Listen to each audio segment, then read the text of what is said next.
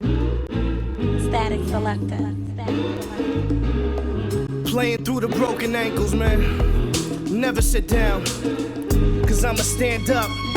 Yo, book a ticket to the tropics, cause I'm through with all the shit that I'm living every day. In the mirror saying, why me? Hide my eyes, cause I'm sicking with the image. Abusing marijuana, sipping vintage for the time being. My skill set is very serious, in fact. Spit a wild rap, carve a steak right off the cow's back. Throw it on the grill, I'm cooking in the stew. Same shit that's on the grill, gave me leather for the boot. If they make me take the stand, then I'm lying through my teeth, though. Ask to swear to God, but in that I don't believe, though. My man Stevie Mo playing safety for Toledo. Hustle till my fingers staying cheesy like a Cheeto. Shorty on the bench, pleasure in my PP. Smart crew, TCN, lyrical graffiti. Drug roll precise like a hooker with the dice. Butcher with the knife, you get took it for your life. So much to say, it's so little time is shitty. Killer Queens, the borough, New York be the city. Coming crazy out your mouth, I get you split up like a Philly. Running through the maze like I'm Willie, you gotta feel me. I'm moving forward, cause nothing's gonna be the same. Eyes blurry from the smoke, I can't see the lane. Swerving heavy, bottle in my lap. I'm looking for a problem, so I'm modeling the gap.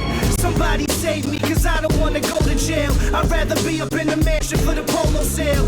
But I'm here, stuck inside my thoughts. I'm trying to have a bag of money stuffed inside my shorts. My life is like a movie, blizzard with the shotty. Hookah house on Ruzy, chilling in the lobby. Yes, I'm living gnarly, the 40 ounce of barley. Open up cigars and fill them with a bunch of Marley. Double cup, pour the house straight from Ruby. Oh, yes. It's been a while since I played an Action Bronson song here on the channel for the review. This is your Impact Wrestling Rebellion pay-per-view review. It is another installment of Around the Point. God damn it, they're letting us do another installment of Around the Point. Holy shit. I have no idea what the fuck they're thinking, but god damn it, here we are. Thank you all for tuning in live here tonight, here on April 28, 2019 to 11:10 p.m. And as always, guys, we are the people that bring you every single week the Team Hill podcast, and we're here to bring you Around the Point. And as always, guys, I am the fat fuck himself. I am the Dork Slayer. It's Steve, and I'm here joined by the homie himself, Big Mike from Big Mike Wrestling Recap Show, the man with the golden charm all the way in Detroit. Big Mike, what up, brother? What's up? What is up, bruh? So in case you dorks don't even know, Impact Wrestling had a pay-per-view tonight called Rebellion. And you know what's funny, dude? Fun fact, I'm going to keep it 100 with you guys. I heard about they're doing Rebellion, and I literally, when I heard about it, I thought that it was going to be a Impact special on freaking Pursuit, or on, what's that other thing they have? The Twitch account, right? Like that free purview they usually have. It did not really cross my mind that, oh, this will be an actual pay-per-view. And then I saw, oh, live Sunday. Or so I saw the date, right? April 28th. Oh, shit, it's on a Sunday. So it totally, like, slipped my mind there's a fucking pay-per-view. And, goddamn, I would have forgotten about it. I mean, you think about it, I would have forgotten about it. But overall, again, this is our overall recap of the show. And I'm going to just keep it 100 with you guys for a show that I literally watched. And I'm going to keep it real with you guys. I did not pay $40 for this. Because honestly, I said this before and I'll say it again. I feel like these prices are just way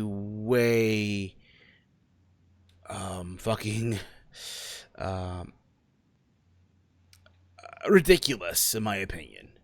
That's my take on it. The way I look at it, you know, I think it's cool that Impact Wrestling, they're on part of Fight TV, what have you. Even Ring of Honor, like, I know all these other indie fans are part of Fight, and I think it's a good way to get your shit out there. But I think in this case with Impact Wrestling, the price is ridiculous. Apparently on Fight TV it's $40, and then it's $50 if you're getting it on regular pay-per-view. Just keep that in mind. To me, again, I thought the show, in my opinion, for what I saw, I thought it delivered. I thought overall it was a very good show. I thought this was better than Homecoming. I thought this was, in some way, believe it or not, better than Bound for Glory. In my opinion. Guys, if you have questions, guys, if you have any thoughts on the show regarding Rebellion, or if you want to drop questions again after this, myself and Mike will do a Q&A for you guys because we want to, even though we'll have an announcement later on as well, but it is what it is. If you guys again want to drop a question for the Q&A, head over to Twitter at T-Mail Podcast, or if not, drop them here, but use the hashtag ATP to let you guys know, so you guys let us know for the Q&A. All right. But anyway, Mike, I know you didn't watch all of it. I know you have stuff going on, outside of the pay-per-view. So, for what you saw, what was your overall thoughts on the pay-per-view? For what you saw, of course. I know you didn't watch the whole thing. Yeah, outside obligations as well. Yeah, from what I saw, it was meh. I really didn't care about the Brian Cage versus Johnny Nitro Mundo Morrison Impact. So I really didn't care about that. The whatchamacallit match with the women's match, not the title match, 'cause I didn't see that. What's her name? Tessa Blanchard and Gail Kim. That was all right. See them two mixed up. And maybe this was a one-time request Gail Kim wanted to do because the way it ended and all that type of stuff, very heartfelt at the end. So I understood that. Yeah. And the main event, I just felt like I've seen it before and seen it too much. It really didn't do anything for me.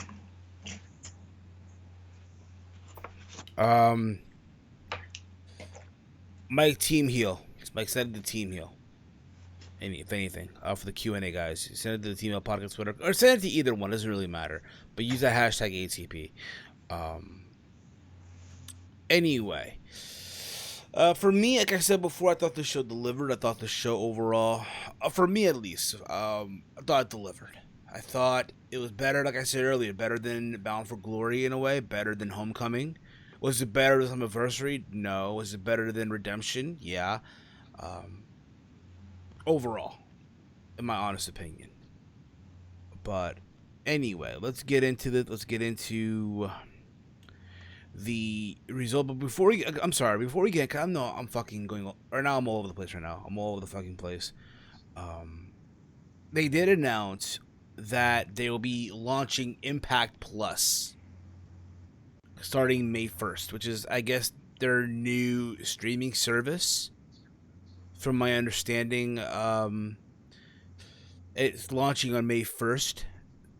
And apparently, I find it's funny too. So during the show, I find it funny because they decided to, promote the DVD already. Apparently, this shit's already on DVD or pre-order sale. It'll also be available on Impact Plus, which I found kind of funny. Also, they announced that on June 6th and 7th, they're returning to New York at the Melrose Ballroom, which I was at for MLW. But there's that as well. Also, they announced that on July 7th, Slammiversary will be going to Dallas, Texas. In case you guys want to check that in, if you will. Now, let's get into the results. Let's get into Rebellion overall. So, the show kicked off with the 6-man scramble match. Basically, I had P.D. Williams, Jay Chris from OVE, Alden Prince, who I've never really heard of that much, to be honest with you guys. And again, I don't watch Impact every single fucking week. But let's get that out of the way as well. Okay? Ace Austin, who I've heard of, who I've seen before wrestle on the independent circuit. I see good things going as well. I did see him wrestle at MLW. I believe it was him versus Teddy Hart. You had also cousin Jake from the Diener family. Eddie Edwards as well was in this match. Eddie Edwards randomly put in this match. To me, this felt like it was basically an impromptu match. They didn't even mention anything about his own Impact. PD got a good reaction, obviously, from Canada. And this match, again, I thought overall, it was your typical spot fest match. That's basically what this was. Everyone got their shit in. PD will was what happened here. Eddie Edward connected with a Tiger Drive on Ace. Cousin Jake then took out Eddie with a huge swinging slam. PD Williams hit Cousin Jake with the Canadian Destroyer. But then Ace break it up in a pin attempt and just rolled up PD for the win.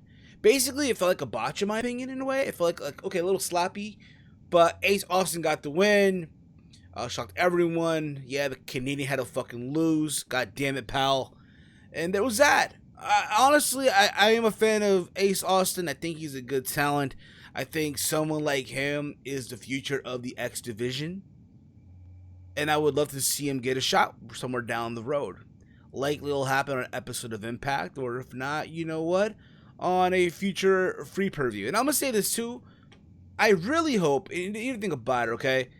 Yes, I did say that July is their next pay-per-view. I just feel like, honestly, it's just way too fucking long. And at the same time, too, you know, I think it's a positive and a negative. Because WWE, when you think about it, WWE, Mike, they do pay-per-views every single fucking month.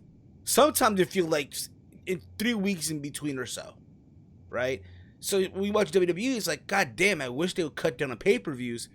But with Impact, I wish what they could do is do like those free previews live, like a special, if you will. Whether it's on Twitch, whether it's on Pursuit, but mostly on Twitch, which is their response, I guess, to the Clash of Champions, if you will. But that's just my honest opinion. What do you think about that, Mike? You want that for Impact or for WWE? For Impact. For Impact. For Impact? Yeah, if they was doing that before, I don't know why it stopped. Or they just don't do it as frequently as they do it anymore. But yeah, I would like to. Maybe they won't take it as serious if they don't do that, and maybe they need to make money. You got to put those two things in perspective. But yeah, I agree with you on that. They need some sort of leeway because $40 is a lot for something that you don't care about. Absolutely, bro. But overall, again, I thought it was a good way to kick off. Again, a good way to kick off the show. But again, with your typical spot fest match, in my honest opinion. Now, guys, give me your thoughts on that. Your thoughts on this match overall, the kickoff, the show, and where do you see Ace Austin going from here? It's funny too because Eddie Edwards came out there, and it's crazy because on Impact, right? Eli Drake turned on him, but because Eli Drake is no longer with the company, they put him in this random 6-person match that he really didn't need to be in. Am I honest? But that's just around the point.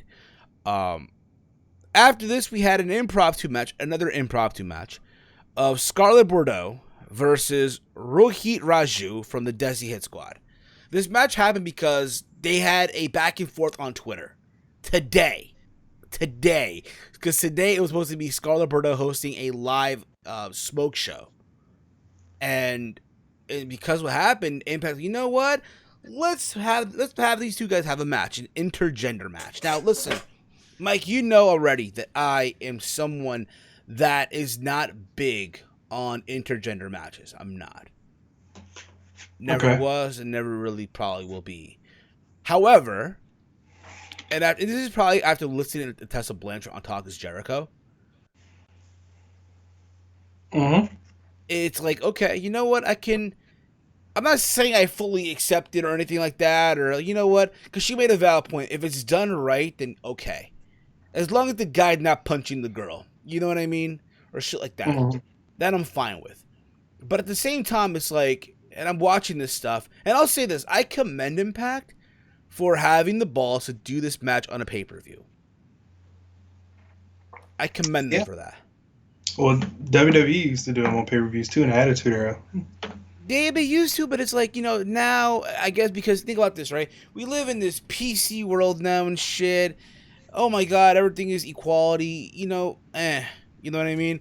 Especially now, when you look at WWE, every woman now is like, oh, I'm a badass woman. I'm a badass. I can beat up anybody. I can punch and fight and shit like that, right? Yeah, but here's the leeway on intergender matches with SJWs and matches probably with a a transgender or a homosexual. They love intergender matches with man and woman because it feels like, hey, a woman can beat a guy's ass. Yeah. But a man that became a woman that's fighting in women all the time, aka Nyla Rose, it's not good. Not good at all. I don't like it in MMA. I don't like it in wrestling. They don't like it in wrestling and Fair enough. MMA, and that's the difference. A lot of I wouldn't even say SJWs. A lot of people in general sort of like intergender matches because it can go a different way. Yeah, we got a new subscriber, man. We got a new subscriber. Thank you for subbing to the channel, guys. If you also want to send a donation here on the channel, hit the Streamlabs down below, links to it, and your message will be read on the air. Thank you for subscribing. And yeah, thank you guys. You guys are fucking awesome as always. Mike, as you were, but I'm sorry. It happens all the time when you do the stream. That will happen. By the way, bro. Oh no, I was done. I was done what I was saying. You know what? Let's get Corbin on. We're gonna get Michael Corbin on as well. Corbin's gonna get on. Corbin, just get on Skype, dude. I'll add you in. Join me and Big Mike here as we talk about Impact Wrestling. God damn it, guys! Hell froze over, dorks. Hell has froze over. Hell has froze over. I'm telling you right now. God damn it. So, Corbin, I'm adding you to the call, bro. So whenever you get it, Chicago versus everybody. But yeah, Corbin, I'll add you to the show. Detroit versus everybody. That's where it started. What happened? It says Detroit versus everybody. That's where it started. Yeah, I know. Corbin, what's up, brother? You're muted, by the way. Not much, Steven. Not much. What's up with you guys? Guys, here we are, joined as well by Michael Corbin, a member of the WNC. You guys can catch them every single Thursday. The Soup Party after Wrestling Soup. Yes, indeed. The WNC Super Party every Thursday night after Wrestling Soup. You can follow us on Twitter at the WNC Network, and I'll say the rest of the plugs for after the show. For sure. So, Michael, just like Big Mike, you did also catch part of the show. Yes, I did. From some of the stuff I saw, I liked some of the stuff I saw. I didn't like some of the stuff I saw. From what I saw, it was an okay show. Fair enough. So, back to what I was saying with this intergender match. Again, I'm not big on it. However, I commend them for doing it. I commend them for trying it on pay-per-view. Something WWE wouldn't do unless it's the Mixed Match Challenge and unless it's them having the women beat up the men. Which, basically, this match, that's what it was. It was basically a way to showcase, here's Scarlett Bordeaux, right? And here she is beating up another guy. That's basically what this was. And at the same time, though, it was safe. It's not like this fucking guy, the Singh member, if you will, fucking Rohit Raju. It's not like he put the hands on Scarlett or anything like that. Yeah, he stepped on her and shit like that. But for what it was, though, again, it was a way to showcase that, hey, here's Scarlett Bordeaux who can beat up a guy. At the same time, they did it safely. Yeah, I think that it sounds like they went the Ellsworth approach. Yeah, I guess so. But basically, again, this match ends when Falaba, who I've seen wrestle before on Wrestle Pro, so I'm happy for him, if you will. He distracted the referee, allowing Scarlett to hit the low blow and a modified pile driver for the win. Yes, Scarlett Bordeaux beat a guy. And here's the thing about it, okay? My only critique is this. Believe it or not. And guys, I want to hear you guys' thoughts in the comment thread. Let us know your thoughts on Twitter or what have you. My only critique is the fact that, okay, when the time comes, because you know it's going to happen, Scarlett Bordeaux will be challenging for the Knockouts title. And it's going to be so... like, it'll make zero sense if she loses. But yeah, here she is beating up mostly every single guy. But she can't win the Knockouts title from a woman. Yeah, get where I'm going with that? Right. It seems like they're using her for some odd reason to do some type of get some type of point across. Corvin, what do you think, bruh?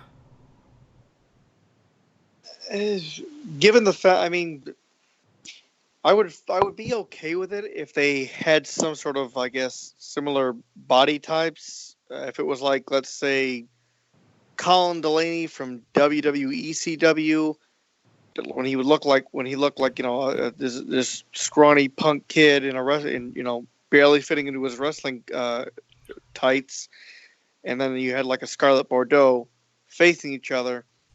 That kind of would have been okay, but I'm looking at this dude, Rohit. What the fuck is his name here? I Raju. got it up here. Raju. Let's call Yeah, him Rohit Raju. Raju. The dude isn't exactly fucking, jacked to the goddamn guild, but he looks like he's in pretty good shape for a guy his size. And I'm guessing, I don't know, maybe he's in his late 20s, early 30s, just by looking at him. Maybe, Yeah. I don't know his old. I don't know how old he is, but I didn't see the match. I was watching I was watching some stuff on TV, kind of looking back and forth through my phone and the TV, so I didn't see too much of it. So I really can't comment on it. But intergender wrestling, it really isn't my thing. The whole thing is just kind of weird to me. I don't. It's weird to kind of root for the dude in that scenario because like you're beating up a girl. And we're always kind of you're always taught as a kid, you don't hit girls. So that's always kind of weird to look at. Yeah. It all Absolutely. depends, really. And generally, I'm just not a fan of it because of that, and because it isn't exactly believable unless you've got like, okay, a Tessa Blanchard and a James Ellsworth, you know, that kind of thing. Okay, fine. Ellsworth looks like a complete fucking weakling. Blanchard isn't exactly a fucking weakling, but at least looks like you could believe, like, okay, yeah, Blanchard could totally kick Ellsworth's ass. Totally could do that. So that kind of stuff you can buy into, but when it's like Scarlet Bordeaux versus a guy like Rohit Raju, who, if he wasn't wrestling, he'd probably be like a personal trainer at a gym somewhere. That just doesn't really sit well with me at all. Just seems silly. Fair enough. To me, he looks like a guy that's probably wrestling in your local indie fed. But the point of the matter is, again, the way I look at it, and I said this earlier, I'm going to say it again. I said it on Twitter. It's going to get to that point eventually. Hey, she's going to challenge for that knockout title. And you know they're going to go that route somewhere down the road. They are. Well, she's kind of gonna have to, I would think. And it's going to be huge. It's going to be, because basically the way they look at it too, she is like one of their big draws. She is. In some regard. I'm not saying she's on that Well, she's Becky. definitely very popular. She's not on that Becky wave or anything like that, or that Rollins wave like in WWE. But when she's on, a lot of eyes are on it, if you will. And when the time comes, she challenges for that knockout title, and when she loses, if she loses, it's gonna make zero fucking sense because again, she's beating up dudes, but she can't beat a woman for the knockout title. But anyway, there's that. Guys, chime in your thoughts on Scarlet Bordeaux and what we discussed here. No one's wrong here. Everyone has a right to an opinion. Just keep that in mind. Or if not, let us know on Twitter at TML Podcast or at HeelSteve. Use the hashtag ATP. So you guys can be in the discussion and shit like that. We then go from that to a 6-person match. We have Moose along with the North of Ethan Page and Josh Alexander, who I've seen wrestle before on the independent circuit. Guy's pretty good. Versus the Rascals of Dez, Wentz, and Trey. Dez, Wentz, and Trey, the Rascals. 6-man tag team match. I thought overall, this was a very fun match. Probably one of the best fun matches on the show. I just wish this match opened the show. Also, it feels weird. I know me and Chase were talking about this on Twitter during the show, that Moose is not in the main event. Like, Moose feels like he doesn't belong. Not in a bad way. Like, Moose is above this match. He's calling himself Mr. Impact Wrestling. But you're not in the fucking main event. overall, again, this was a very fun match. And this is the first time that I'm seeing Ethan Page and Josh Alexander teaming up. And I'm saying this right now. I feel like, in a way, maybe we're seeing the reincarnation of Team Canada. Think about it, right? You got P.D. Williams, who's still in Impact Wrestling, who's not really doing anything. You could definitely, in my opinion, bring back in a new look. You have, again, P.D. Williams, who's Canadian. You have Josh Alexander, and you have Ethan Page. Why the fuck not? And they're claiming to be the best Canadian wrestlers of the Northern Territory. And yeah, you have Scott D'Amore, who's more of a manager, who's now like an agent role or something like that. But why the fuck not? I'm just saying. But overall, again, this was a fun match. Everyone did their usual shit here. And again, everyone went crazy for this whole thing. But when it was all said and done, the North hit death with a double team spine buster. Moose followed up with the 6 spear to score the victory. Your guys' thoughts on what I said, though, about them bringing back Team Canada in some regard. Your thoughts on that? They brought them back. No. Like I said, like I just said right now, like if they bring them back, like a reincarnation of Team Canada with Josh Alexander, with Ethan Page. Again, they're calling themselves the North, right? The North, and they are considered in their eyes like Canada's best wrestlers of the territory. You have P.D. Williams, who's not doing anything, right? You still have Scott D'Amore is there. He's now like an office representative, what have you. Why not bring back Team Canada? Not granted, you don't have the same members, but why the fuck not?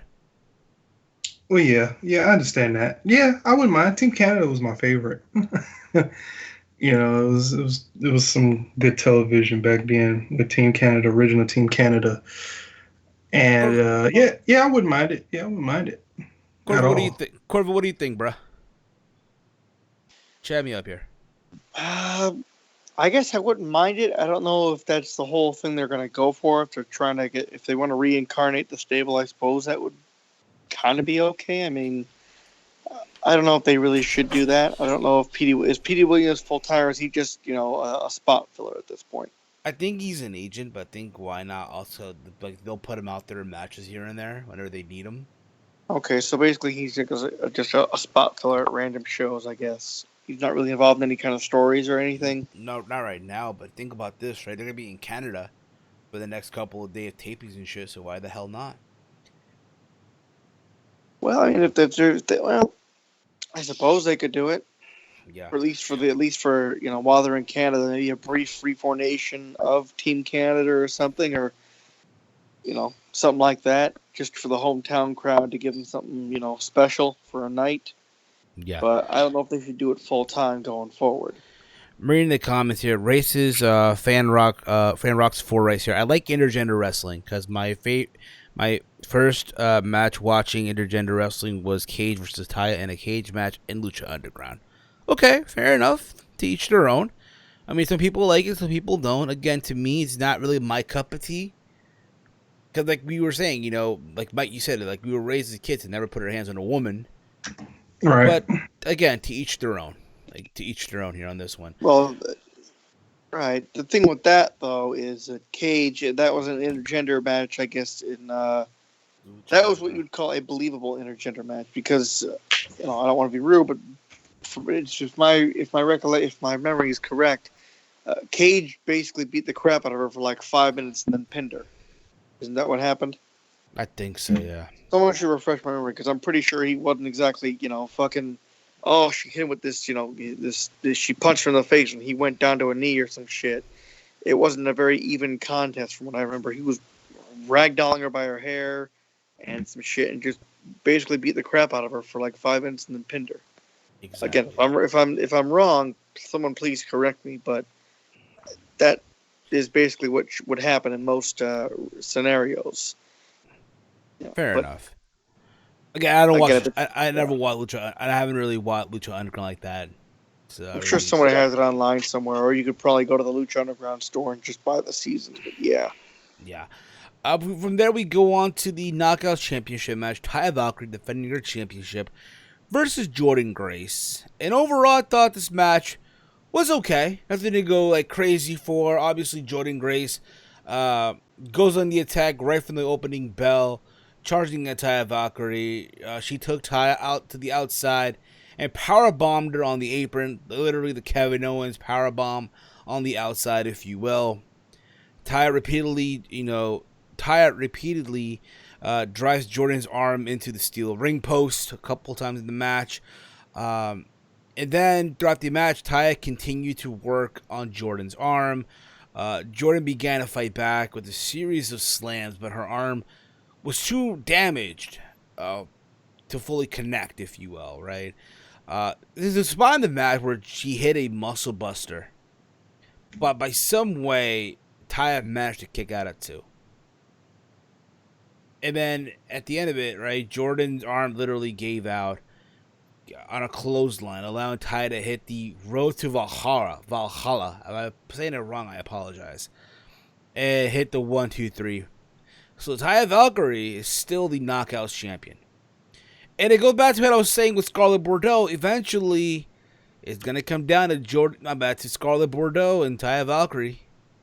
And we know Scarlett can go, so we'll see how that goes down the road. But I think at the same time, though, what happened later on in the show made this feel like an afterthought, in a way.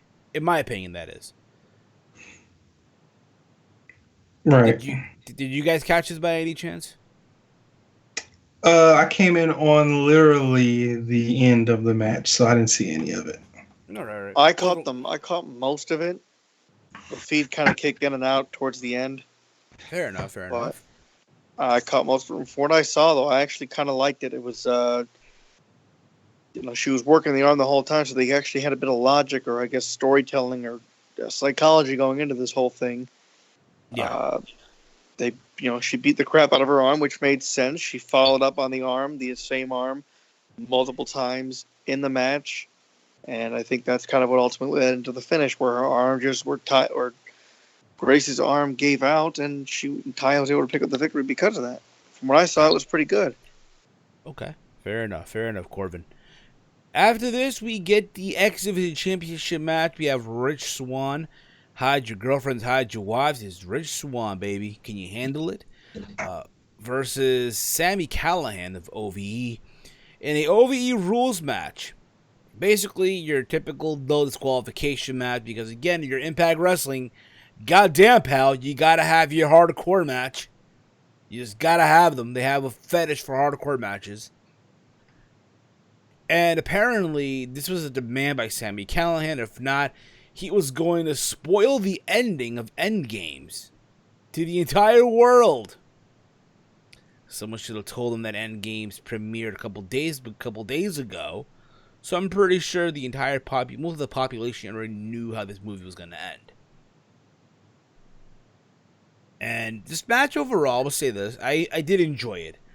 I enjoyed it for what it was. They fought all over the place. They were spitting at each other back and forth. They worked with with the stapler gun. They used fucking Legos.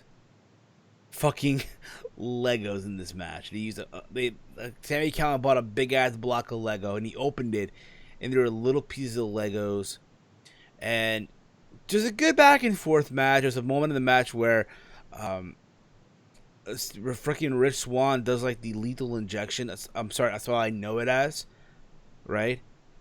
Off the stage onto Callihan on the floor. And here's the thing about it too, I'm not a fan of the stage connecting to the ring. That old WCW look, I'm not a fan of it. I don't know about you guys, but that's just me. Okay? And again, just a good, crazy, hardcore match. People were going crazy about this. When it was all said and done, though, right? Swann used Callahan's own barbed wire baseball that he brought into the ring, and he forced him to tap out. to retain the X Division title. Which here's the thing about it too, right? There's a moment in this match where Callahan connected a pile driver into the steel guardrail for a near fall, which to me, that should have been it. That to me at least should have been it. And Sami Callahan should have been the X Division champion.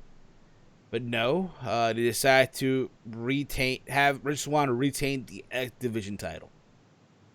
So there's that. Corbin, what are your thoughts on this match overall?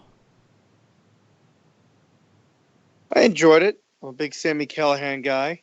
Not so much Rich Swann, but he was pretty good here. But I thought it was pretty entertaining for a no DQ match. Sami's pretty good in those. It's kind of hard to have a bad one. Although Vince McMahon and Bret Hart proved that it was actually fairly easy at WrestleMania 26, but that's neither here nor there. I just wanted to take a shot at Bret Hart because fuck that guy. On a more serious note, I thought it was okay. I thought it was pretty good. The Lego spot was kind of funny. I guess those hurt more. I was like, okay, I guess they can't use tacks for some reason. So they're using Legos. It's like, that's fine. I mean, those are going to hurt almost as bad as tacks, minus the part about them just, them being thumbtacks. It's still going to fucking hurt. Legos have, I've stepped on some Legos as a kid, so that shit does hurt, and I can only imagine what getting slammed into them would do to you. But my only gripe with the match is the finish and where they brought a barbed wire bat in, and then Swann is holding the top of it. I don't understand that. That it's supposed to be really sharp barbed wire that you're going to use on someone, and you're going to hold the top of the bat that's covered with it and sort of touch the sharp barbed wire and injure yourself. That makes no sense to me, but whatever. It's like when Triple H fucking puts his hand over the sledgehammer and hits somebody with it. I don't understand that. That sort of doesn't do any less damage. That hurts you more than it hurts your opponent, I would think. And I didn't like how the actual finish of the whole thing was kind of silly to me. Where I felt that Callahan, if we're going to use, I guess, in storyline here, he should have tried to, I guess, maybe push the bat away from him, because it looked kind of like he was helping to balance the bat on his forehead so that Swann could, and then he tapped out and then kept holding it again. That kind of took me out of it a little bit, but everything else was kind of fine. But I just didn't like that part of it. But it was pretty good from what I saw, aside from what I just said. Yeah. Big Mike, what about you, Brian? Did you get to watch this match or not? Yeah, I watched bits and pieces of it. I believe the fucking power driver on the guardrail was freaking retarded.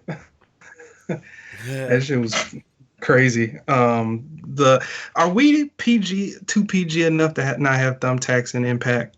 We gotta have Lego pieces. I guess because the reason why is because the main event using thumbtacks, which by the way it was a double main event. By the way, it was a double main event show. In the last match, they used thumbtacks. So it was like, we can't have two matches using thumbtacks, pal. So make it work, I guess. They did in ECW. What's the point? Yeah, but this is Impact Wrestling, pal. Who gives a shit? I don't know, bro. It's Impact Wrestling, goddammit. Which, by the way, Lego's hurt. Which, by the way, they're going to Philadelphia. They're going to the 2300 Arena, home of ECW. So there's that as well. We then go from there to a match that I had a lot of interest in: Gail Kim versus Tessa Blanchard. I'm sorry, let me correct myself. It's Gail Cena Kim versus Tessa Blanchard. A match where I guess Gail Kim was coming out of retirement to face Tessa Blanchard. And I'll be honest with you guys, going into this, a part of me is like, oh my god, great. Because the way they were going with this, right? Tessa being upset that Gail cost her the Knockouts title, and Tessa, I guess, got Gail suspended, and then got her to resign from her position in management to come out of retirement to face Tessa Blanchard, and all the stuff that happened back and forth. And then what happened with Tessa going to Robert Irvine's restaurant and wreaking hell if you will. I thought all this was gonna lead to Gail Cena to fucking come out victorious and bury a young talent, right? Can you think about this, right? Gail Kim, in her retirement match a couple of years ago, got the win, didn't put over anybody, and this was her chance to do the right thing. It was announced during Tessa's promo backstage that Tully Blanchard was in attendance. WWE Hall of Famer Tully Blanchard, by the way. So that's I'm like, oh my god, it's even worse now. God damn it, Gail Kim is gonna bury Tessa in front of her dad. God damn it, yeah. Whatever happened to the hardcore stuff they used to do in wrestling? Well, for that, my man, you gotta watch ZZW, I guess. I don't know, or GCW or shit like that. And here's the thing about it, I actually did find this match very entertaining. It was good back and forth. Tessa looked like she was on a whole other level. Tessa died through the ropes, crashing into Gail on the floor. Gail hit a 619 on the outside. Tessa hit Gail with the code breaker out of the corner. There's a spot, and I'm pretty sure you guys saw this. They're on the stage, and again, you guys know how I hate that long stage. I hate it. I think it's stupid. It's very old school like and shit. And there's a moment where Tessa, she went for this move, and Gail hit the floor. And you hear the thud, like, oh my god, I thought something bad happened. I literally thought something bad happened. Gail Kim eventually hit the eat the feet for the near fall. Also in this match, I thought was pretty good. Tessa bit Gail's arm and then threw her off the top rope onto the mat. Tessa hit the Magnum, which is her version of the code breaker, right? For a 2 count, that immediately locked in the crossbreaker, followed by the crossbreaker to win by submission. So Tessa Blanchard got the win. She literally beat the legend Gail Kim. Gail Kim did the right thing. And you know what's funny? Again, I've been listening to Tessa's interview on Talk is Jericho. And again, just by listening to her talk and seeing what she's been doing, I've been saying it. I've been singing her praises for a long time. You know, Tessa Blanchard is the future. She's the present of women's wrestling. Arguably one of the best women's wrestlers on the planet today. Or if not the best, whatever you want to call it. And I'm going to say this now. After tonight, after what happened, she is the now of women's wrestling. Basically, the Knockouts division is now Tessa's division now. It's hers now. And like I said earlier, this overshadowed what Taya Valkyrie did earlier the night. And then they embraced. And Tessa started crying. Your guys' thoughts? Big Mike. Yeah, this was I thought this was a right thing to do for Gail Kim. Looking back on it, I really don't mind that she wrestled her at this point. But I understood it. I understood where this was going midway into the match. I didn't know that Tully was in the crowd until the end of the match when she embraced her father. And yeah, the match was pretty good. Freaking Tessa is getting better and better every match. She's starting to find her pacing. And like what you said, she's the present and future of the women's wrestling. No, now she is the now. She's the now. Well, yeah. Now. Well, yeah. This is her shit. So, and I can't be more happy because I became a fan of hers. Maybe after the first Mae Young Classic, I was a fan because of her lineage. Because I like Tully. He's one of my favorite horsemen. So I kind of latched on, hoping she'll be somewhat as good as her father, but she's on pace to surpass whatever he's done. Okay, fair enough. Big Mike, my bad. Corvin, Michael Corvin. See, there's two mics here, Mike. There's Big Mike. You're gonna say you want me to speak again? I had nothing else. Corvin, your thoughts, brother? Mr. Unfortunately, I did not see any of this match except for the code breaker off the top rope and then the crossface. So that was literally the only thing I saw in the match. Unfortunately, so I cannot offer any context, any review at all of this. Okay, but do you think, though, based off of this, that basically? Oh, for sure. If they put her over, if they had her beat Gail Kim, I'm quite certain that she is basically going to be the new top star for the females, for the women's division, going forward, at least for Impact Wrestling. I'm quite that has to be it. Otherwise, I mean, there's a reason they'd put her in that spot to begin with. They wouldn't have done that with. There's a reason they did that with her instead of having Tye Valkyrie beat her having Gail Kim challenge Tye Valkyrie for the title or something. So exactly, this had to be a reason. So yeah, if that's not the direction they're going, I'd be shocked. Yes, but again, I'm happy for Tessa. I think all of us are.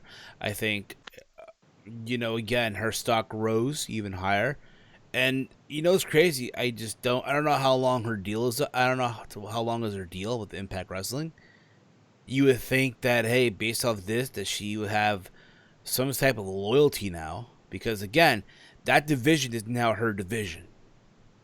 And God forbid, goddamn, pal, if Twisted Tony starts sending her some money, offer her a deal to AEW, and then, it's going to be a wrap. But that's just around the point.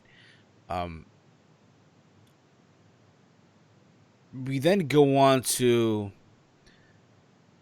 the World Championship match, and this was the double main event, and to me this should have gone last. To me, and this is my thing, to me the world title always goes last. That's my opinion. Then again, yes, I understand. I've seen numerous times already Cage versus Johnny Impact, Johnny Mundo, whatever the fuck you want to call him, but still, it's your world fucking title. Yeah, Johnny Impact defending the world championship versus Brian Cage. Now, I don't know how good you guys are with your history of Power Rangers, but Brian Cage came out there with a Terminator outfit, right? He was looking more like a Clipter than fucking Terminator. I understood that reference. What happened? I understood that reference. He looked more like fucking Ecliptor, metal Ecliptor at that. Not the green one, but you kind of get the idea. I understood that. I still get it. Yeah. I already watched CZW. I'm just saying, no other promotion does hardcore matches. I mean, there's some stuff, but you gotta search for it, though. I mean, FMW, in Japan, they do hardcore wrestling, but it's ultra violent. I mean, it's a difference, I guess, in between hardcore and ultra violent metal school. I mean, you have to just search it, I guess, my man. So all I can really tell you, man. But anyway, back to this match for the world title. We had Lance Storm as special guest referee, and I thought overall this match was okay. Nothing to go crazy for. Oh my god, because you knew the writing was on the wall. Oh my god, sooner or later Brian Cage has to win the fucking world title, right? Cage hit an F5 into the opening moments of the match for an early near fall. Cage connected with a deadlift suplex for another 2 count. Johnny hit a German suplex back into the ring. Cage hit a standing moonsault for yet another 2 count on the champ, that being Johnny Impact. There's a moment in the match where Cage got busted open after being tossed into the steel guardrail. Meanwhile, Tye Valkyrie and Johnny Bravo, who was the referee this whole fucking time, right? In every single Cage and Impact match, right? They set up a table at ringside. However, it ends up costing Johnny as Cage slams him off the apron through the table. There's a moment where Taya and Bravo call a distraction. allowing Johnny to hit Cage with the title. And when you hit him with the belt, you hear the thud of the center plate hitting the head of fucking Brian Cage. I don't know if y'all heard that thud. No, I was barely paying attention to the main event. Yeah. Well, it's not the main event, but You hear the thud of it, like the belt hitting Cage's head, if you will. All right. And then after this, Johnny Impact attacked Lance Storm, which then caused Johnny Bravo to take off his jacket to reveal the referee shirt, and Cage kicked out. And then Lance got back in the ring, hit the super kick on Bravo. Cage connected with the drill claw, for the win, and to become the new Impact World Champion. This is what I found funny. Okay, so Brian Cage hits Johnny Impact with the drill claw for the 1, 2, 3. And then 2 seconds later, you see Johnny Impact walking to the back. He literally pulled an Austin Aries Bound for Glory 2018. If you guys get the reference. Y'all get the reference, right? it's hard for me to reach back to Bound for Glory, even though I watched the whole pay-per-view. Okay, so when Impact hit the Starship Pain on Austin Aries, right? 1, 2, 3, and then Aries rolled out of the ring and walked to the back. Didn't sell it at all. Oh. Johnny Impact here gets hit with the drill claw for the 1, 2, 3, and then he hauled ass. He just walked to the back like nothing fucking happened. Speaking of Aries, what the heck happened with that? He's done with Impact, dude. He's wrestling on the independent circuit. Yeah, dude. So that was a shoot. Apparently he was, dude. Apparently he was. Yeah. Weird. And then after the match, Michael Elgin made an appearance. And he made it known that he wants the Impact World title. And this is what I found hilarious, okay? This is what I found so fucking hilarious in this whole thing. Don Callis on commentary said, Michael Elgin left New Japan Pro Wrestling to become the Impact, to get a shot at the Impact World title. I literally started laughing in tears when he said that. Yeah. The idea that he... Great. What happened? Said talk about a downgrade. I mean, to be fair, wasn't he IWGP Intercontinental Champion? Yeah, back in 2016, he was the Intercontinental Champion. He was, I guess, also a 6-man champion. I think he did win the Never Openweight title. I could be wrong on that. But he never won the world title, which is fair. But I just thought that was funny as hell. He shows up. He got like a slow reaction. People were chanting for Elgin, right? And then there's a stare-off, right, between Brian Cage and Michael Elgin. And then Elgin just slapped him and shit. They hit the Elgin bomb. But you guys, for those of you who don't know, back in the day, Brian Cage and Michael Elgin were a tag team on the independent circuit.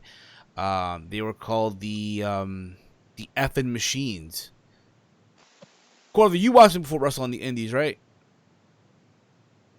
I have seen Michael Elgin on the Indies before and after his the allegations came out against him.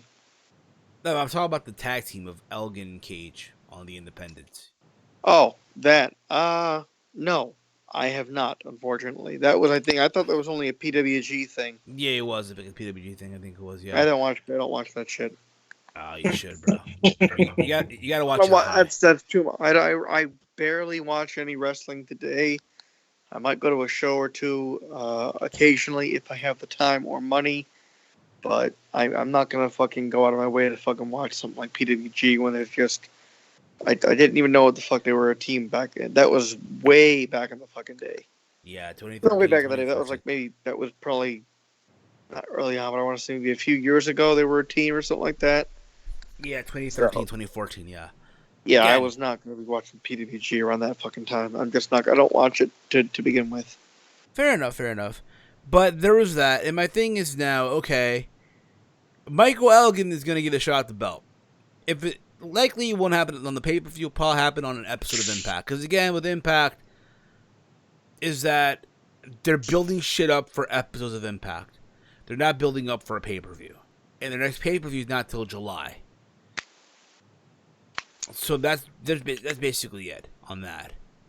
And yeah, your thoughts on this whole thing, guys. Mike, Big Mike, I'll start with you. I barely paid attention to the match. Kind of was confused when I saw it was a match after this, but yeah, to react to the ending, I didn't recognize Michael Elgin because he's gotten to such good shape. Because he's freaking ripped now, and with the looks on Twitter, people are still not letting him live after those allegations. So people are not happy that he's in Impact. So there you have it with that. Corbin, your take on all this, bro? As someone that someone that's from the Chicago area, that's seen that. Did you ever go to one of his shows that he ran before? Did you ever go? No, Glory Pro was in a part of Illinois where it was just way too far for me to get to. But I've seen him in AAW a number of times. He's very damn good, really good, a powerhouse and he's a big dude, wide, but he's a good dude. He's awesome. He's pretty fucking good in the ring as far as what I know. Good powerhouse, even though he's kind of a short guy. His size makes up for it, which is what you should be doing if you're a wrestler and you're that small, or you're small in general. You know, make yourself look bigger or more muscular. Pack on some muscle, make yourself look intimidating. That aside, I kind of like this. We get something else that they're gonna. I mean, I didn't know that was gonna happen. Honestly, that was kind of a surprise. I didn't know Big Mike Elgin was going to debut, so that kind of is interesting. The match itself was pretty cool. I liked the match part of it, except for the fucking stupid Spanish fly that Mundo did to Cage. That was that move is just not even remotely believable at all. Didn't like it when they had Pirate Paul Burchill doing it. Don't like it now. It looks cool. It looks impressive, but again, that's just my personal preference on the whole thing. But the match seemed pretty good. I initially thought that Johnny was going to retain it because when he threw the belt to Tye and he dropped down acting like he got hit with it, acting like he was incapacitated. I thought they were going to have Storm come up and Tye was going to toss the belt to Cage. He was going to look at it, and then Tye was going to point. Well, he hit Johnny with the belt, and Storm was going to disqualify him. Initially, I thought that's what they were going to do, and they were going to fucking, Mundo Johnny Impact with Johnny. I'm just going to call him Johnny Mundo. Johnny Mundo was going to escape with the title yet again, and they were going to, I guess, build to something else. But I'm pleasantly surprised. I'm not sure. I didn't know. My only gripe with this, I guess, is that apparently now if the referee is going to disqualify somebody, you can just tell them no, and apparently that's okay. Because that's what happened here. Storm was going to disqualify Mundo for attacking him, and then Cage just stopped him from waving his hand to the bellkeeper, to the timekeeper, bell operator, whatever the fuck. And it's like, apparently just, you don't know. Yeah. Because apparently apparently you can do that in wrestling now. You can just you don't have to disqualify anybody. We're going to do this the right way. So unless it was no DQ or something, then I'm fine with that. But I'm glad that we have Brian Cage winning the belt, and the age of Cage has begun. I'm looking forward to seeing what they do with him and Michael Elgin going forward. And hopefully they build up Moose as a contender eventually as well. Yeah, well, hopefully so. I mean, you know what I hope too, Brian? This is my only... But one thing that I noticed, that, Killer Kross wasn't at the show. And he wasn't on. Killer Kross was in Mexico for a AAA event. And I said this a while ago. I feel like with Impact Wrestling going into 2019, a guy that you should definitely start again making a big deal out of is Killer Cross. Right? I would agree. And we said this earlier. Like, I know Chase and I were talking about this on Twitter today. By the way, shout out to Chase Oliver 68. You saying that Moose should be in the main event or in the main event scene. So should Killer Cross. And it felt weird that he wasn't there, right?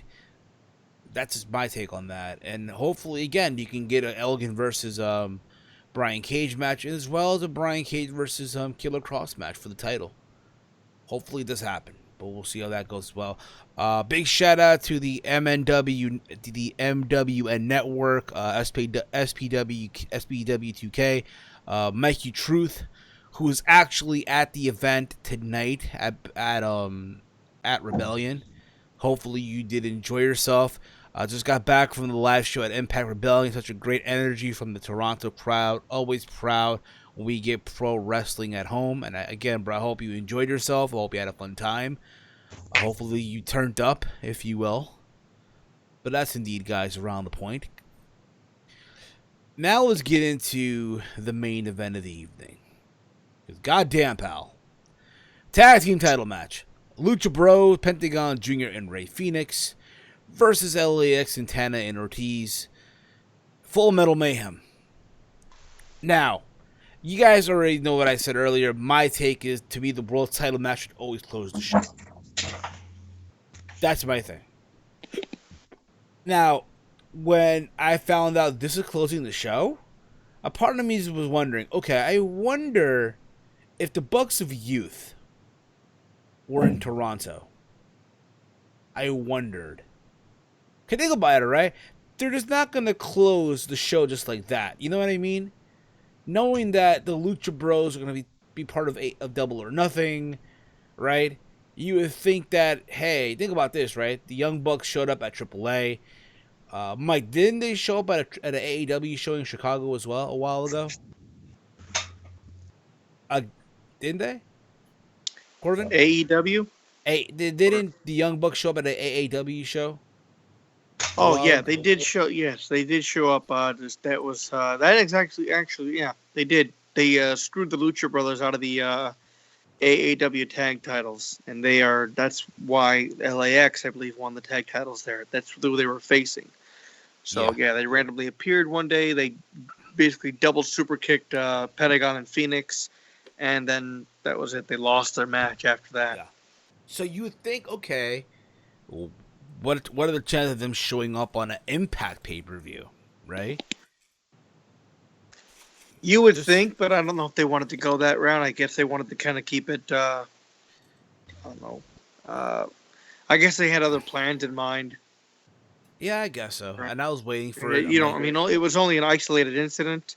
I mean, that in Mexico, and that may have just been just a couple of isolated incidents. I think that interference in AAW was probably to build up to their appearance in Mexico, to them facing off in Mexico. I think that was it. That was the reason they came there. Yeah. So I don't know if I don't know if they would show up in Impact, but you make a good point. Yeah. So that was my thought overall. But again, I thought this match for what it was. Again, we've seen them wrestle numerous times. I've seen them wrestle numerous times before. So you already knew what to expect. Granted, I hope this is the last time. I really, really do hope. Because I don't think I can take another match with these guys. I don't think I can. Another Full Metal Mayhem match. And this match, again, went all over the place. They went balls out. You had a Conan at ringside. What else happened in this match? Goddamn, pal. Lucha Bros, they dove over the top rope, sending LAX crashing through two tables. Pentagon placed a garbage can on Santana's head, and both Lucha Bros hit them both with the in-sync super kicks. Santana hit Pentagon with a rolling cutter, followed by the code breaker from Ortiz. LAX hit Phoenix with a double foot stomp cutter into steel chairs. Both teams sat down and exchanged shots in the middle of the ring until all four men collapsed. The Lucha Bros hit Santana with the Fear Factor Spike pile driver. into a stack of steel chairs for a near fall. Phoenix hit Ortiz with a Spanish fly, Corbin's favorite move, off a ladder through a table. I know Michael Corbin was losing his shit when this happened. Ortiz powerbomb Pentagon off the ladder through a thumbtack cover table for the win. And LAX are now once again the new Impact Wrestling Tag Team Champions. Now listen, even though I did say that this match should not main evented, it comes to show you that, hey, tag team wrestling can close the show. Just like the Young Bucks said a while ago for Double or Nothing. So there you go with that. Mikey writes here, Lucha Bro versus LAX really do deserve to close the show. I thought Bucks were going to pull up. The roster that worked the show came out and showed mad love for both teams. That's the thing, too. After the match, Conan brings both teams together to show each other respect. And then the whole locker room came out to celebrate as Rebellion went off the air. Corbin, your thoughts on the match?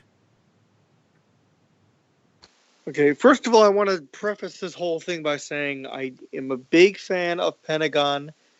I'm a fan of Phoenix. I'm just going to put it out there. I like Pentagon more than I do Phoenix. I think Pentagon's cooler. Phoenix is okay. But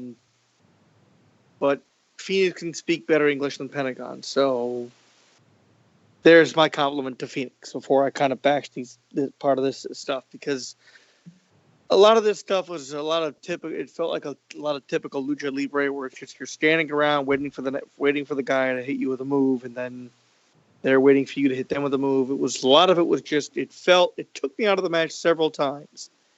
These guys are good. I've seen them have good matches before where they weren't waiting around for a guy to just hit them with a move, but this felt more like it was just, okay, I'm going to hit you with something, and then, all right, I'm going to wait. All right, he hit you with a move. All right, time to fucking react. It just, several times has happened. Other than that, it was okay. I enjoyed the destruction and the carnage. I'm glad that Phoenix didn't fucking break his neck on that Spanish fly attempt, because he didn't look like he got the full rotation on it, which you could see on the replay. He did the Spanish fly off the ropes from the ladder through the table, and he landed on his fucking back, and Ortiz flipped himself through the table. It was just, it's kind of funny thinking about it, but fucked up at the same time. I don't know. I'm weird for wanting believability in wrestling, folks. I understand that. It's okay. I'm gonna try and deal with this problem eventually. Just not right now.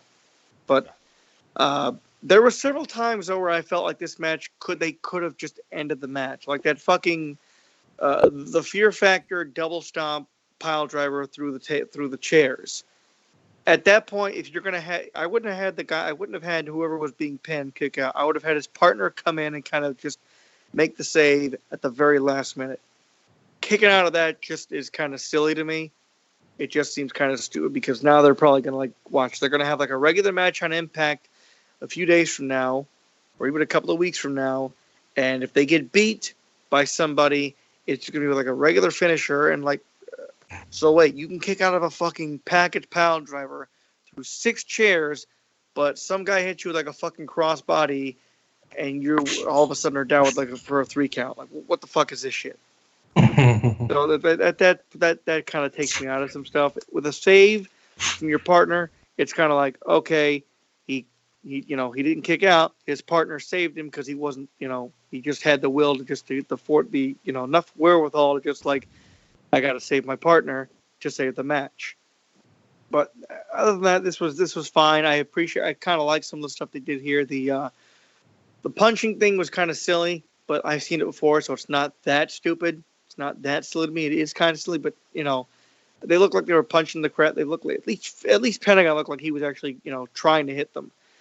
Phoenix was still throwing these really dopey weak punches, but I guess maybe he was selling his shoulder or something because it was damaged or something. But I know I'm rambling on, folks. I do apologize for the sound of my voice and everything, but all in all, I thought it was okay.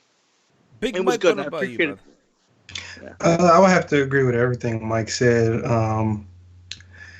I feel like I've seen this before, and to put things in perspective, the LAX match versus the original LAX, I take that match over this one. Fair enough. Fair enough. And it's just stuff that, like you said, just believability. From the video package, it just seemed like this is like a freaking blood feud. You would think it'd be more, meaningful than a bunch of spots, even though you have to have spots in wrestling, but not spot heavy. And just wanted it to be full of substance and not just microwaved. Well, I mean, don't you think this is kind of par for the course with like matches like a Full Metal Mayhem or a TLC or any kind of no DQ match? That's kind of basically what it is. It's just mostly spots. I mean, I get what you're saying. That the spots should have meaning, but that's kind of the norm now, unfortunately. Yeah. Yeah. I will say this soon. I think what's next for LAX, and this is just me, of course. I would love to see. I think this makes sense now. The North versus LAX. I think that's probably the next move. Even though I did say early in this review, what I would love to see happen is they do a reincarnation of Team Canada with Josh Alexander, Ethan Page, P.D. Williams. Why the fuck not? You know what I mean? That's just me. But reading the comments here, Mikey writes here, not sure if they are writing the Lucha Bros off, so they are more free for AEW bookings. Again, RVD and the Bucks were major rumors to appear tonight. However, Monday Night Impact episodes tapings with the hand praying emoji. I didn't know Penta had a shitload of tags in his back. I gave him a tight thanking him. This guy let out the funniest scream. I felt like shit, I can't lie. With 2 smiling emojis. It's fair enough, man. But overall, I thought Rebellion delivered. And there's the anonymous Raw general manager agreeing too. Am I right, Big Mike? What happened? Did the anonymous GM also agree as well? Oh, yeah. Yep. Sorry for the notification. It's all good. I thought, again, Rebellion delivered. To my surprise. This was better than Bound for Glory, I felt. This was better than Homecoming. But it was not worth $40, nor $50. Hopefully, with this Impact Plus, they get their shit together and start streaming their shows on Impact Plus. Like the WWE Network does with their pay-per-views. Just like Ring of Honor does with Honor Club, or what they should do with Honor Club, but that's just beside the point. Or what New Japan does with New Japan World. I agree. LA vs. OG was a better feud by Coolman 952. So there you go with that. But this was Rebellion. Overall, again, thumbs up of a show for what I saw. Okay, reading the comments here. I got a tweet here by the Skullman. Lucha Underground is done all right. Their wrestlers are moved to Impact, right? Is done right. All their wrestlers are moved to Impact. I guess not all of them. I guess whoever's now free of their deals, I guess they can just, go wherever they want. But I guess some of the main stars are in Impact, right? Like Pentagon, Phoenix, Johnny Impact, Brian Cage, Taya Valkyrie. Unless I'm missing anyone I don't know about, but Sammy Callahan. Did I mention Sammy Callahan? I did. So there's that. But guys, again, we can all agree that, again, Rebellion was a thumbs up of a show. Right? We can agree on that. Basically, right? From what I saw, it was a thumbs up show, yeah. Exactly. And hopefully, Impact Wrestling can carry on with the momentum. Again, they got shows coming up in New York. Their Impact tapings on June, I believe, is the 8th and the 9th, or 7th or 8th, one or the other. And on July 7th is Slammiversary from Dallas, Texas. So lots of happening. And as well, The next week is Impact Wrestling versus House of Glory in New York, Code Red. I'm not sure if I'm going yet. I gotta see, but I'll keep you guys posted on that as well. There really isn't that much to talk about this week on Around the Point other than Rebellion. I guess if anything, I don't know if you guys saw the promo or not. Apparently, Cody responded to Dustin on the Road to Double or Nothing, where he talks about he, doesn't want to beat his. He had nothing against his brother Dustin. He just wants to kill the Attitude Era. And I thought overall, like, his promo was damn. I'm not saying damn like in a bad way, but it's like, I'm sold. I said it, and I said it last week. When it was announced that Dustin Rhodes is facing Cody at Double or Nothing, I thought the fact that the anticipation of who was facing Cody, we find out it was Dustin, it was kind of a letdown. But hearing Cody speak in that video promo, and one thing about Cody that he did it again, just like with All In, right? With that promo, we talked about his father and the NWA World Title, and just like here, I'm sold. I look forward to the match. It should be a fun match. I'm pretty sure you all saw the promo, right? You all saw it, right? Corvin, you saw the promo, right? Yeah, I watched it. I saw it, yeah. I watched it today. And I know a lot of times we'll shit on AEW, we'll crap on it, what have you, but we do it out of love, right? But I'm not going to lie. I'm actually sold on it. I'm sold. Yeah. That probably might be the only one I'm looking forward to. Yes. Unless they're going to have the Lucha Brothers and Young Bucks face off against each other, in which case I'll be looking forward to that one too, because I do enjoy the Lucha Brothers as a tag team. I enjoy Pentagon's solo work a lot. I'm not going to lie, I prefer to see him and Phoenix in a singles role, but if they're going to be a tag team, that's fine too. There's nothing wrong with them being tag team and then also going into singles roles eventually, or while they're a tag team. So exactly. But look forward to that match coming up at Double or Nothing. Metal Skull 101. I mean, Lucha's done. They're not coming back. I mean, Lucha Underground is not sure. We're not sure yet. No one really knows. I mean, season 5 is up in the air. They let a lot of their talents go, so it has you believing that they're done. But I don't know. We'll see what happens. I mean, we'll see. Well, didn't the Lexman interview them at all? And did they? That's what they told them. That basically it's up in the air. He did, but I feel like they just gave him a bullshit answer. Honestly, that's the vibe I got out of it. Like, they just gave him a bullshit answer just so he can get like, "Oh my god, yay, good for this, all right." You know what I mean? I see. I might have to listen to it because I didn't listen to it at all, so I might have to go back and try and find that and listen to it and shit. But yeah, if they gave him a bullshit answer, I'm kind of still gonna. I don't know. I feel like it's done. No, I don't mean like a bullshit answer. Like, oh my god, I said fuck this kid. It's more like. What you're I mean, like, I get what you mean. Just like a generic kind of, well, we don't know, it's possible. I mean, it's kind of up in the air right now. That kind of thing is what I mean. Like, that's a bullshit answer. Yeah, that's what I meant. Yeah, exactly. But other than that, that's all I really got for this week. Unless you guys want to add something. No, not that I can think of right now. Yeah, cause I'll be real with you guys. I didn't watch the Crockett Cup. I caught the main event, but I don't really. I saw the whole thing actually. I saw most of it. It was pretty good. Yeah. Which, if you are part of our Patreon for the WNC, shameless plug here incoming.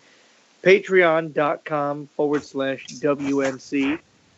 Johnny Florida, Sky Genie, and myself did a live watch along and then a review of the 2019 NWA Crockett Cup. So there's that. If you're a $10 backer or above, you will be able to access that show, that review that we did. So, and it was a fun show. I believe we were also on Twitch the entire time as well watching it. So, twitch.tv/ I believe it's WNC show. Another shameless plug. I do apologize.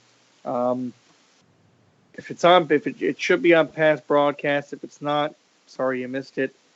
But we did do a live review and show of it and reaction to it, and it was a pretty good show. The main event, like I said, was pretty good. I don't know if you saw the main event, right, Steven? I saw the main event. I thought it was Marty Skull and Nickel. They had you believing that.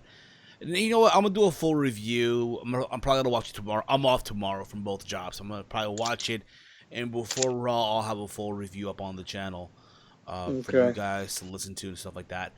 But I did watch the main event. They had you believe that Marty was gonna win the belt. They had you really think that. But from what I saw, though, it looked like Ring of Honor provided the production value of the show. Yeah, it looks like they did. I mean, they had a lot of Ring of Honor people there. It looks like, but I will say, if you guys aren't really sure about the show, I would definitely go out of your way to try and check out the main event of that show. Yeah. It wasn't perfect by any stretch of the imagination. There were a couple of flaws, at least for me personally. I found a couple of flaws with it. Just a couple things that kind of took me out of it at the beginning. In the match, I should say, but overall, I would still say you should check out that match. It's well worth it. It's worth your time. Exactly. Well, guys, this is gonna wrap up episode. What do you have? I got one thing. What do you want to say, brother? Oh, in regards to the Money in the Bank leaks. Okay, shoot away, brother.